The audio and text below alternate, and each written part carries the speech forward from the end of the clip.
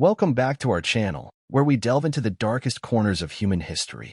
Today, we're shining a spotlight on one of the most chilling figures in criminal history, Pedro Lopez.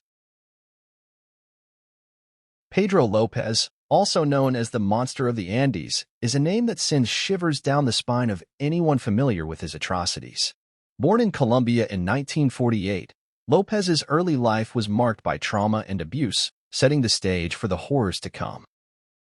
Raised in poverty and abandoned by his mother at a young age, Lopez endured a childhood of neglect and violence. It was within this crucible of despair that the seeds of his depravity were sown. But it wasn't until Lopez reached adulthood that his true nature was revealed.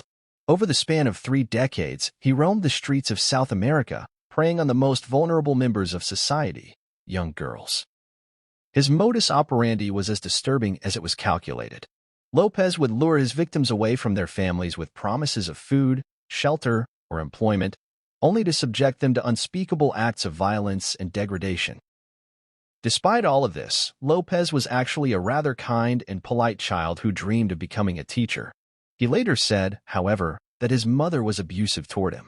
He also said that his mother was a sex worker who was frequently abused by her clients. There are varying accounts as to why Lopez left his home as a young child. Some claim that his mother kicked him out at the age of 8 after she caught him fondling one of his sisters. Others say that he simply ran away. In any case, Lopez eventually found his way to Colombia's capital city of Bogotá, where he lived on the streets among other homeless children. Like many unhoused youths in the area, Lopez joined a gang and got involved with drugs. At one point, Lopez said a seemingly kind stranger offered him a place to stay for the night, and then sexually assaulted him.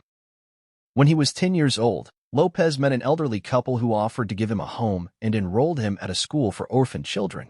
Unfortunately, Lopez's chance at a better life was once again destroyed when, at age 12, he was molested by one of the school's teachers. He promptly ran away from the school and went back to living on the streets. By this point, Lopez was broken, yet hardened, and he began to speak often of getting revenge for the pain that he had suffered as a child. Then, in 1969, Pedro Lopez was arrested for auto theft and sentenced to 7 years in prison. During his imprisonment, he was once again sexually assaulted, this time by several other inmates. Soon after, Lopez slit his attackers' throats with a makeshift knife. He was reportedly sentenced to additional time behind bars, about 2 years, for the killings. Upon his release from prison in 1978, Pedro Lopez traveled to Peru with a newly acquired taste for blood. He had also developed an intense hatred for his mother, and by proxy, other women, and a distorted objectification of women due to an addiction. But instead of targeting his mother or other adult women, Lopez decided to start kidnapping and killing young girls in the Ayacucho region of Peru. Lopez later explained that he started by abducting girls from the nearby indigenous communities, especially those in the more remote areas. He offered the young children gifts if they came along with him, specifically targeting the ones with a certain look of innocence. After luring a victim away from her loved ones and local community, Lopez explained, "I would take her to a secret hideaway where prepared graves waited. I cuddled them and then assaulted them at sunrise. At the first sign of light, I would get excited. I forced the girl into doing intimate things and put my hands around her throat. When the sun rose, I would strangle her."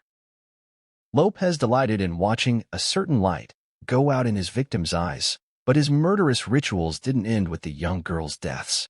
He would then violate their dead bodies before hiding or burying the corpses before he went after his next victims. He also noted that he never kidnapped or killed white girls because their parents were too watchful. He would later claim that during this period in Peru, he murdered more than 100 girls between the ages of 9 and 12. Which would eventually earn him the nickname Monster of the Andes. This string of murders only came to a halt because a group of Ayacucho's indigenous people discovered Lopez as he was attempting to lure away a 9-year-old girl from their community. "Indians in Peru had me tied up and buried in sand to my neck when they found what I had been doing to their daughters." Lopez recalled of his near-death experience. "They had placed syrup on me and were going to let me be eaten by ants. But an American missionary lady came by in her Jeep and promised them she would turn me over to the police." The Ayacuchos reluctantly agreed to let the woman take Lopez to the police, dug him up, and returned his belongings to him. But as Lopez and the American woman walked away, some accounts say she never handed him over to the police. Other accounts say that Lopez was handed over, but managed to escape as he was being sent over to Ecuador. In the late 1970s and 1980s, more and more young girls were disappearing as Pedro Lopez had moved on to Colombia and Ecuador.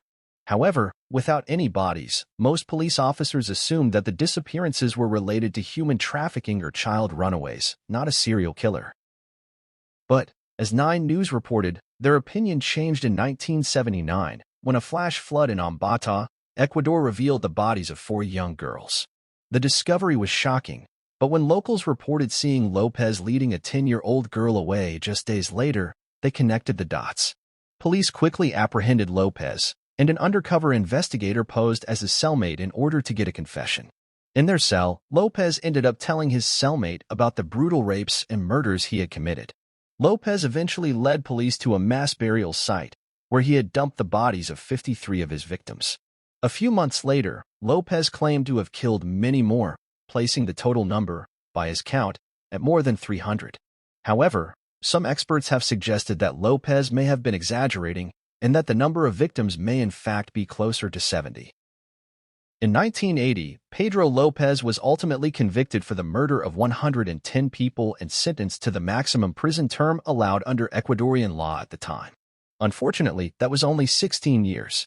Then, he was released 2 years early, in 1994, for good behavior, and deported back to Colombia. There, he was expected to face the firing squad for his crimes committed in that country, but prosecutors were unable to make a case for it. A judge instead declared that Lopez was insane and ordered that he be placed in a psychiatric hospital. But then, in 1998, the hospital unexpectedly declared him to be sane and released him. Lopez was supposed to report to the police each month after that, but he never did. Just a few years later, in 2002, Interpol issued a new warrant for his arrest in connection with a new murder case. But the last time Lopez was seen in public was in 1999, when he was renewing his citizenship card in Bogotá. His whereabouts remain unknown to this day, and while justice may have been denied for his victims, we must never forget their stories. Join us next time as we continue to uncover the truth behind history's most notorious criminals. Until then, stay vigilant, and never forget to honor the memory of those who have fallen a victim to the darkness. If you found this video informative, don't forget to like, share, and subscribe for more content like this. Thank you for watching.